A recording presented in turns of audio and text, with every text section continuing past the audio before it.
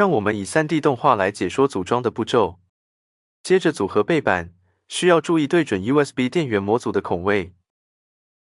然后组合亚克力层板，需要注意对准 LED 与按钮的孔位。依序组合前板与2个侧板，这里我们省略了开关安装等细节，将在套件内文件说明。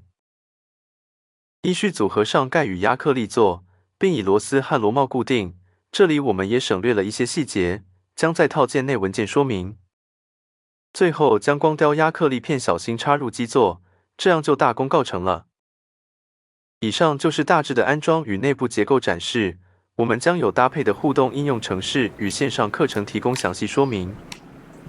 关于 LED 光雕的物理原理与微控制器的程式编写、电路设计等知识，未来也有相关互动课程上线。欢迎留言或来信，谢谢您的观看，歌云数位文化提供。